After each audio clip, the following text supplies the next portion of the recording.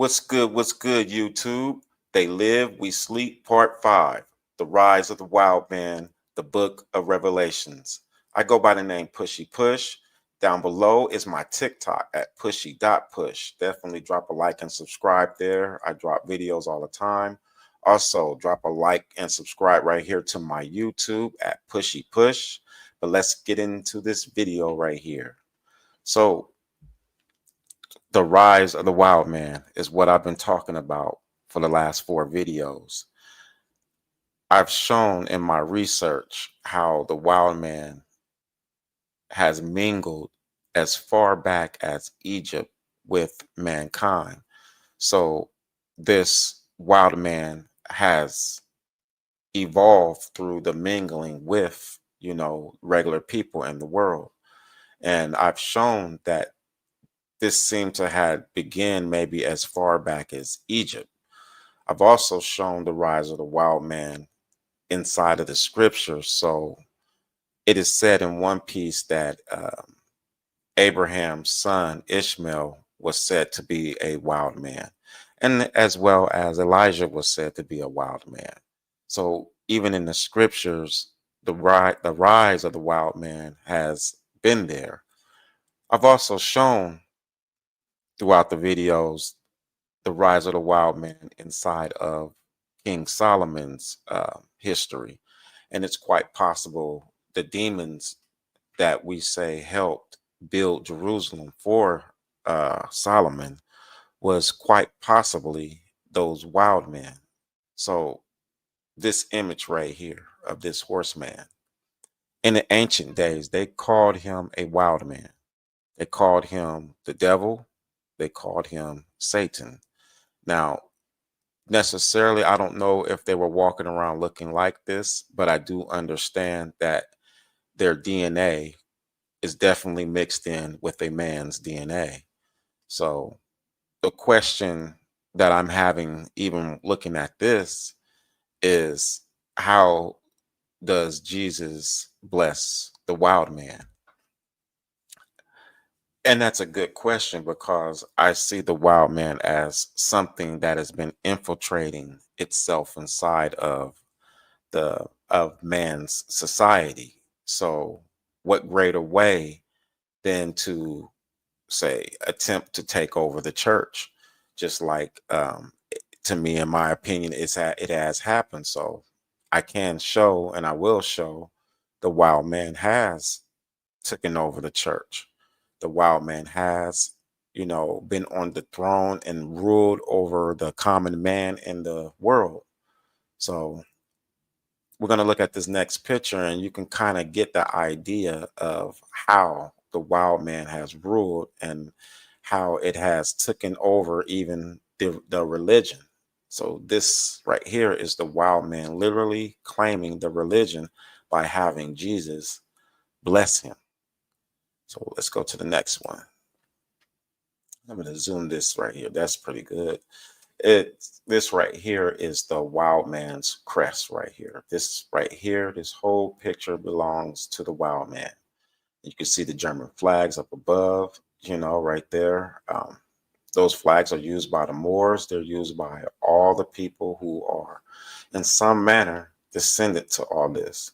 So below it says, above, the complete Prussian arms with 2 wild man supporters. So it's letting you know that the 2 people on the side are wild man supporters. That is letting you know that these kingdoms, every kingdom on here, are descendants of the wild man. That's the reason why we go back here. If you can see the wild man owning a crest where there's kingdoms that he has conquered, do you think possibly that the wild man has also conquered the church? That is what makes this picture unique right here. Has the wild man conquered the church? If you can see him with his own crest and literally the wild man on the side, letting you know that this is the wild man and everyone is wild man descendants. So of course, no one looks like that beastly animal. As you can see right here, they look like regular people. They've mingled enough to evolve to look like regular people. This is the reason why they show it in this image right here. They've mingled enough to evolve to look like regular people. So this is your wild man.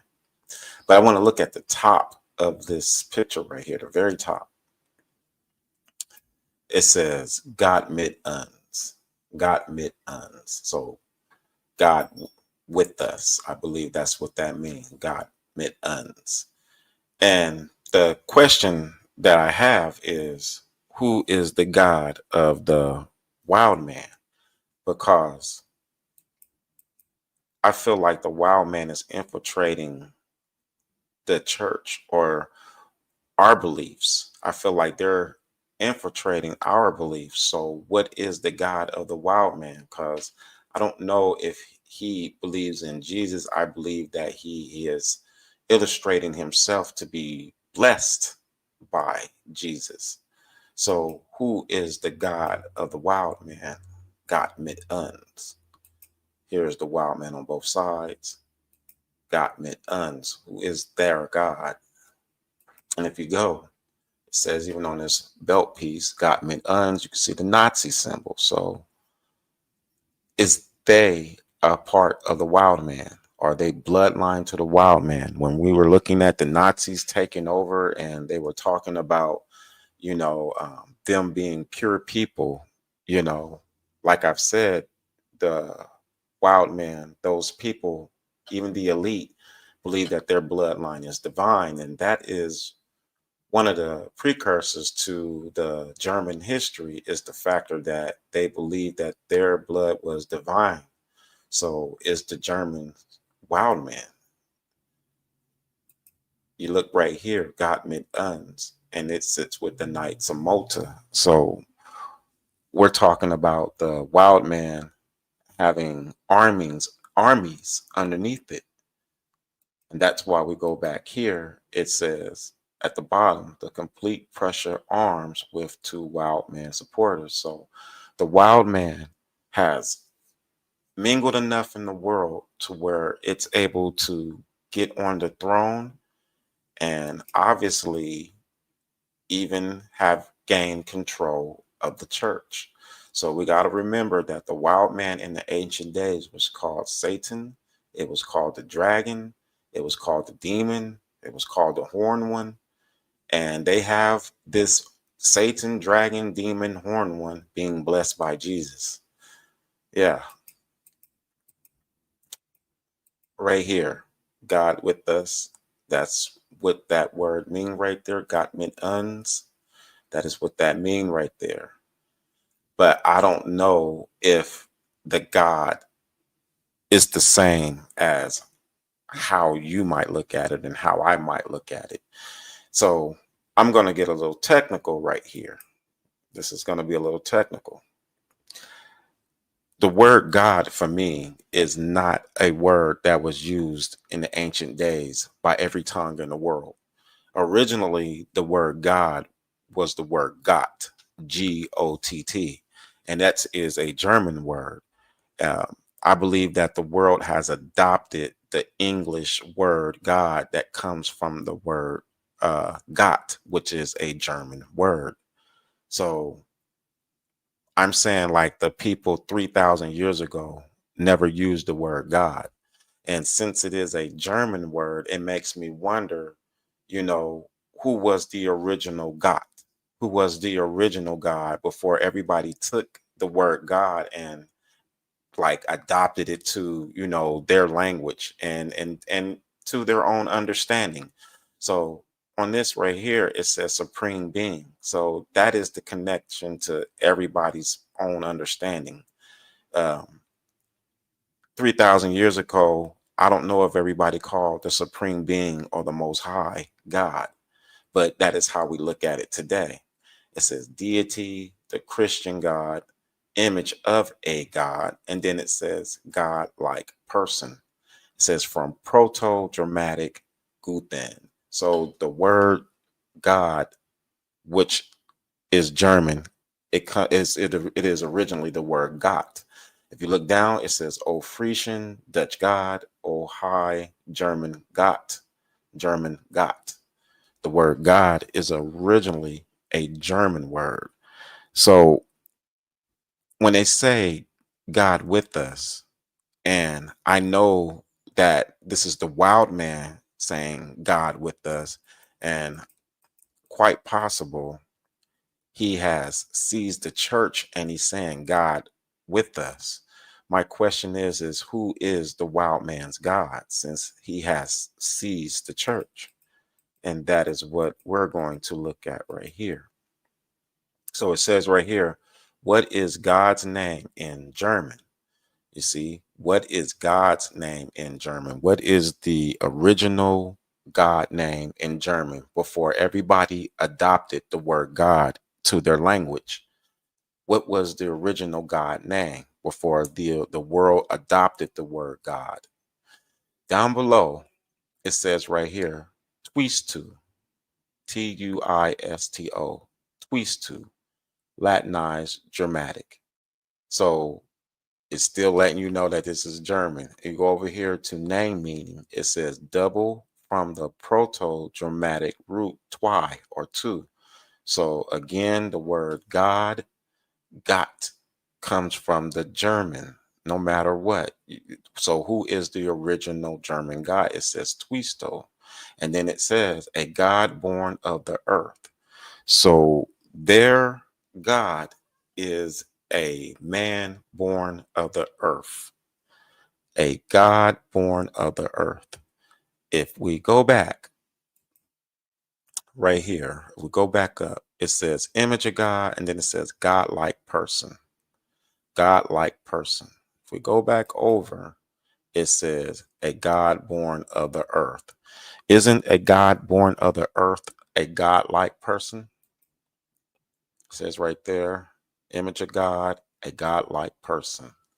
This is the reason why I say the Most High, is because the word God is originally a German word and it was translated to English God. It was originally Gott.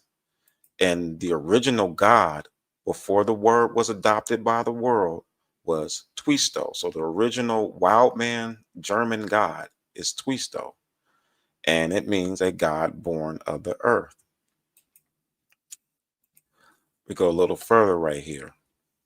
It says right here, according to Tactius Germania, AD 98. So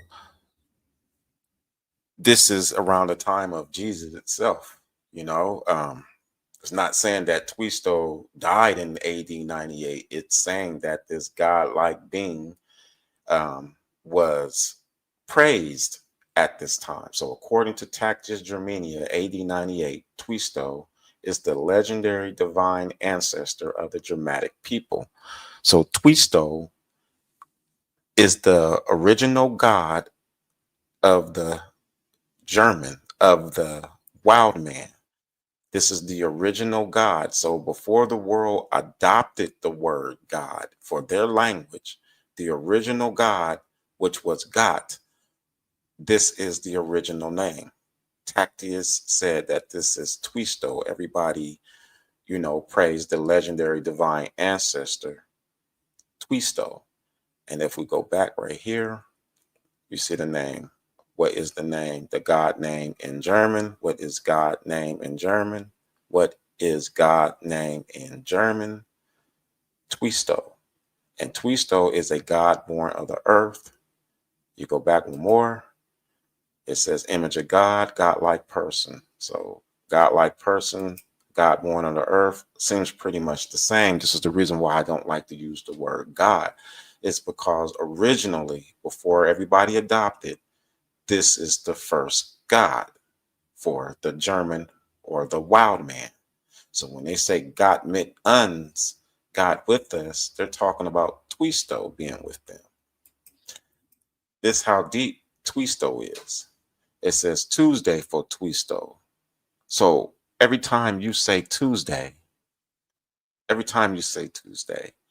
you are calling on the German wild man's God, the first God that was named God before everybody started using the word God after it was translated from God.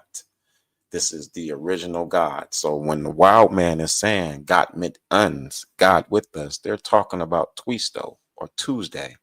And y'all should know that every day of the week is the name of a deity. So like well, not all a deity, but an actual person. Let's be realistic. Um, Saturday.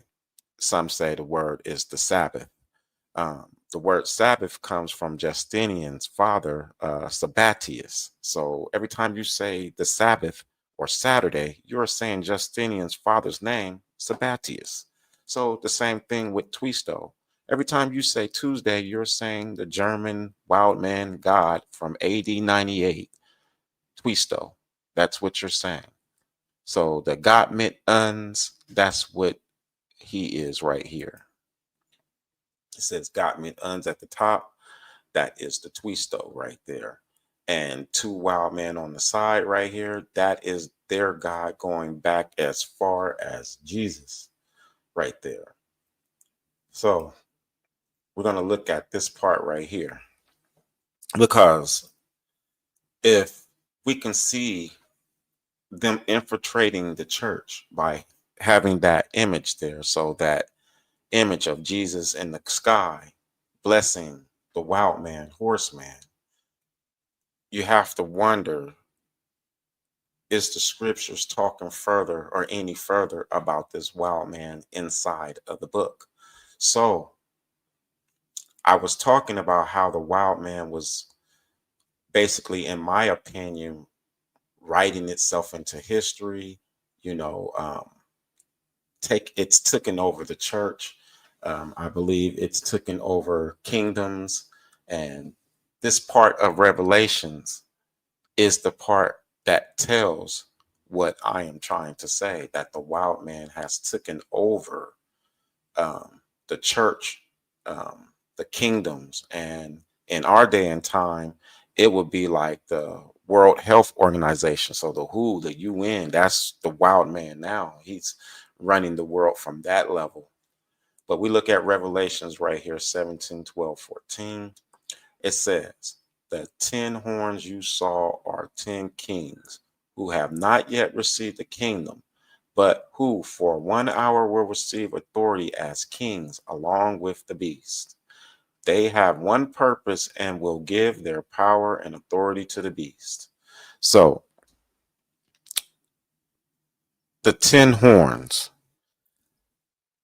we have always been told that that is some beastly figure in a mythologic way. But the thing is right here, it says the 10 horns you saw are 10 kings who have not received their kingdom yet. So I'm saying that the 10 horns are 10 wild men. So the wild man is called the devil. The wild man is called the dragon in the ancient days. The wild man is called a demon. He's also called the horn one. The wild man is also called the horn one. So we look right here. It says Santa Claus family tree. So in the previous videos, I showed how I showed a book that said that Santa Claus was the last wild man. So even the very figure of Santa Claus is a person or people who are descendant of these animal people. So all these names right here on this tree are all the many names of the wild man throughout time and history. So if we go and we look right here at the bottom right here, it says the horn one. So it says myth. And if you look over to the bottom left, it says the horn one. So the wild man has always been called the horn one, or the black stag, the horn one. The horn one. The wild man has always been called the horn one. So when you get here, the 10 horns you saw are 10 kings. The 10 horns, the 10 wild men you saw are 10 kings who have not received a kingdom. Look at this. It says wild man, warrior, and king.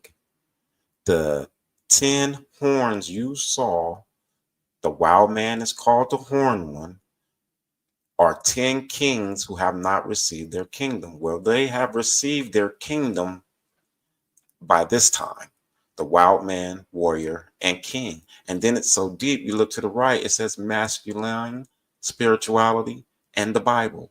So you have the wild man in the Bible. Just like in the beginning, the wild man was being blessed by Jesus. You have the wild man who has taken over the church. And the wild man is called the horned one. So right here to the bottom, myth, the horned one. This is the wild man's family tree. So all these names right here are all the many names that the wild man are called. And he's also called the horned one, the horned one.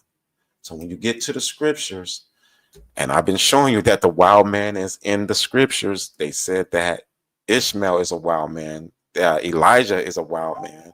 And it's also has been, I've shown in the previous video that the very thing that you're calling a demon and a devil is a wild man, a half human man that has mingled with mankind enough to where it starts to look normal. So it says, the 10 horns you saw are 10 kings who have not received a kingdom. The 10 horns you saw. The horn is a wild man. The horned one is a wild man, warrior, and king. 10 wild man kings are supposed to get the throne and then share it with the beast. Look at this right here. It says King Solomon's seal. You see on King Solomon's seal, and you can go and look this up. You can look this up. What do you see right there? The horned one. The horned one. The wild man is the horned one. So you go back. The 10 horns you saw are 10 kings. The 10 wild men you saw are 10 kings who have not received a kingdom. Wild man, warrior, and king. Even on Solomon's seal, what do you see? The horned one right there. The 10 horns you saw are 10 kings. The 10 wild men you saw are 10 kings who have not received a kingdom, but for 1 hour will receive authority as kings along with the beast. So if the 10 horns are 10 wild men, then who is the beast? Who is the beast? And that is what we're going to look at here. So on this part of the crest, it said 10 horns are 10 kings who have not received their kingdom. 10 horns. So on this crest right here, I want to show you that there is 10 keys. So you have 2 wild men on the side. The wild man is the horned one. The wild man is a warrior and king, just like I showed. The wild man has been on the throne. There's 10 keys on this crest right here. So at the very top, you have crowns in the middle of these shields. So on the very top of the shield right here, there's a crown, a red bird underneath. To the bottom right of it, there are 6 keys right there. To the bottom right of the crest on top, there's a red bird with a crown on top to the bottom right. And if you count 1, 2, 3, 4, 5, there are 6 keys right there. If you look further to the right, there's 2 more keys, 7, 8. If you look down at the bottom, there's a crown down at the bottom. There's 2 more keys, 9, 10. So there's 10 keys representing 10 kingdoms owned by the horned one, owned by the wild man. The 10 horns you saw are 10 kings who have not received a kingdom. The 10 kings have received a kingdom because there's 10 keys with 2 wild men on the side. So the 2 wild men, let's see if we'll go back right here. Wild man, warrior, and king. So the wild man, which is the horned one, has had 10 kingdoms. He's in the scriptures. This is him in Revelations. The horned one is the wild man. This is the king. This is the 10 kings. They are wild men. They are horned ones. They are descendant of wild men who had horns. So just like right here, They are descendant of the wild man right here, the horn one. So the 10 horns or 10 wild men who have not received. Okay, well, look, that's why I showed right here.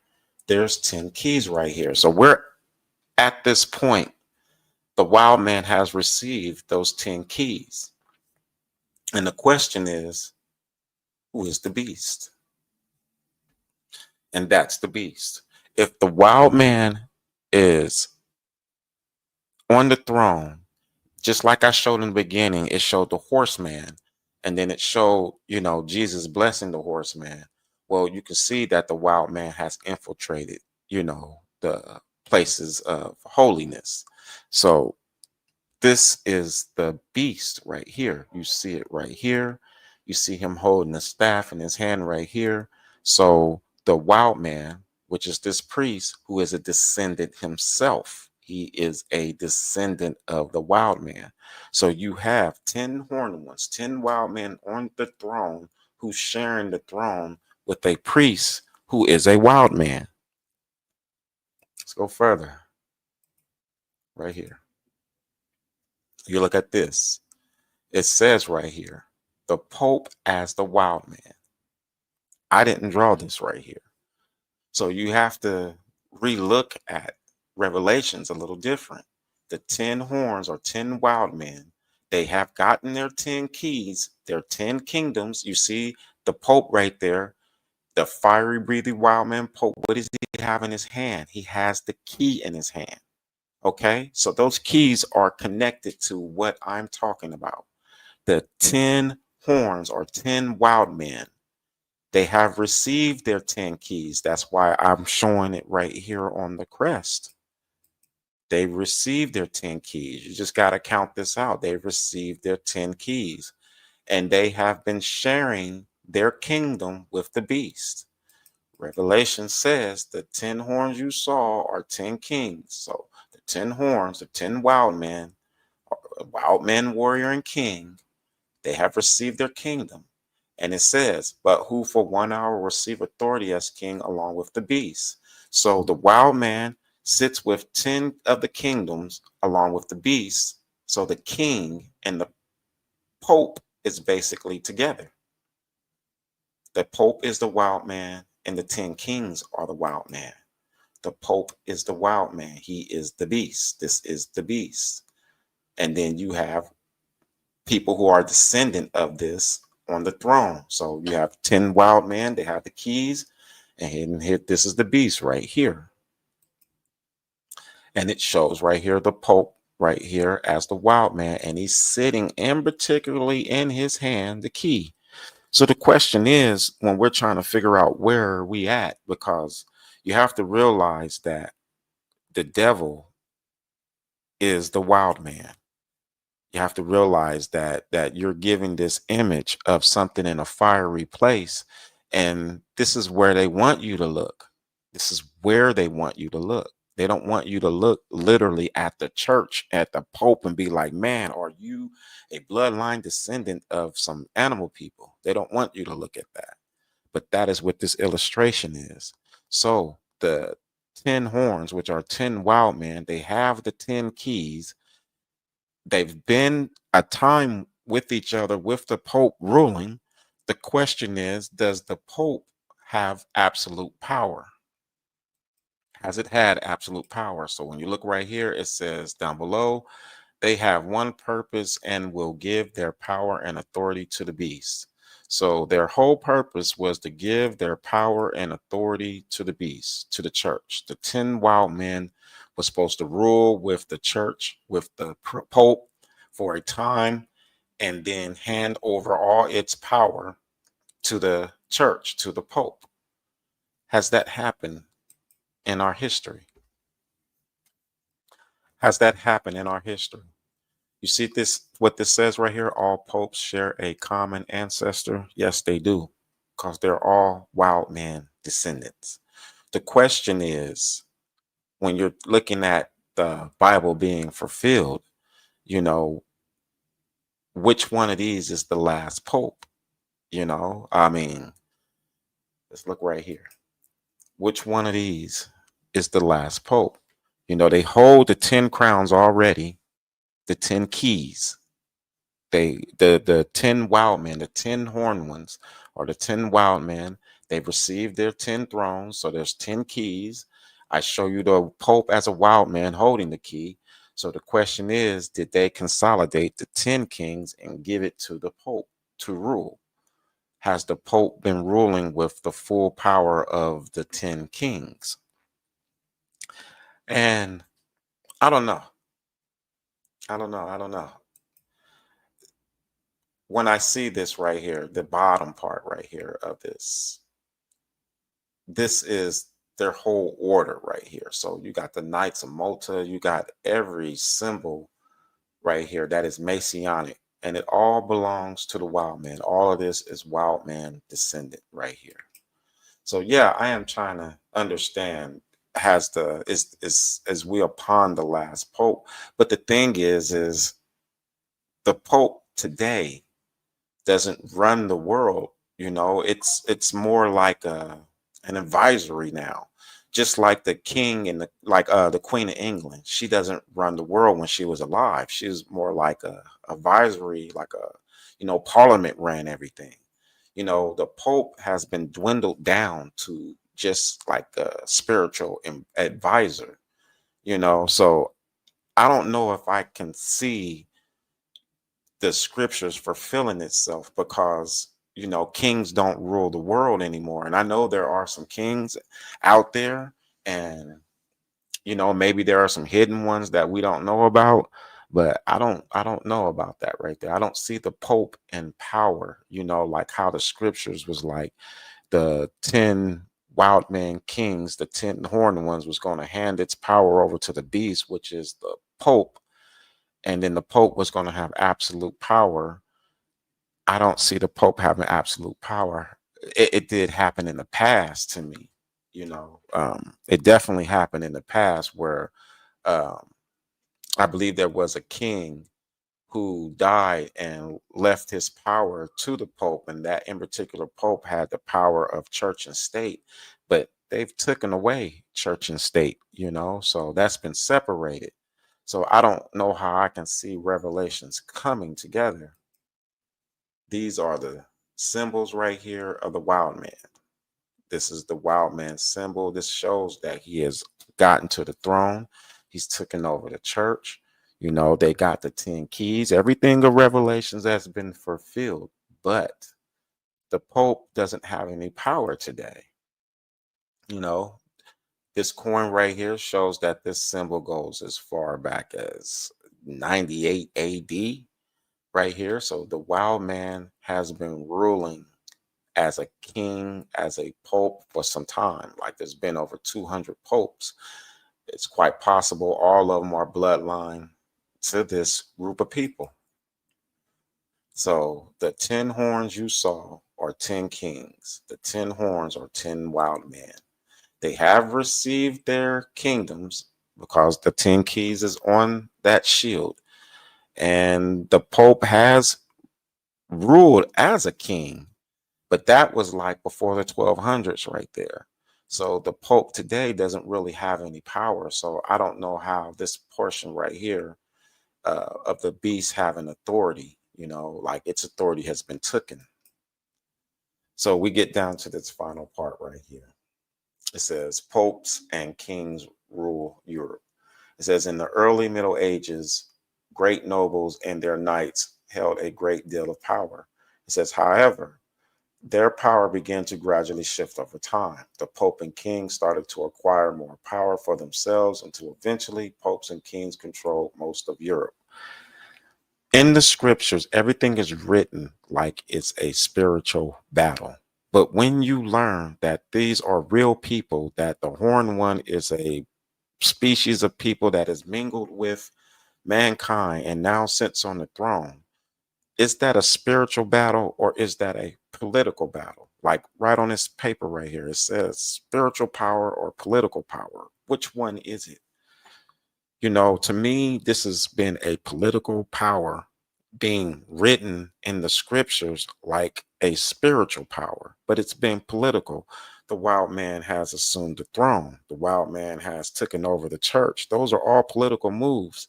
And now the wild man, I believe, is running the world from the WHO, World Health Organization, is running it from the UN.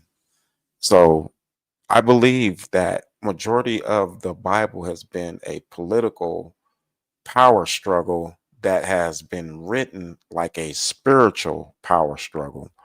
So I guess the thing that comes to the understanding we got to realize is that the Satan is a wild man, and that Satan has ruled. It's been on the throne.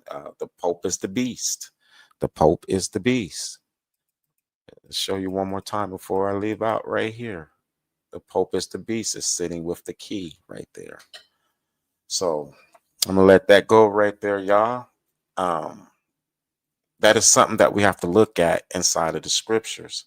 Has this species taken over the church? And when you say God, you know, in your mind, you're calling on to the Most High. But the power of words doesn't change because it means something different in your mind. If it was created for a negative reason and you're using it in a positive way, it does not change the power of that word right there. So I don't use the word God, I use the word Most High right there. So with that, family, into the next one, definitely drop a like and subscribe right there. I try to drop those videos out every week.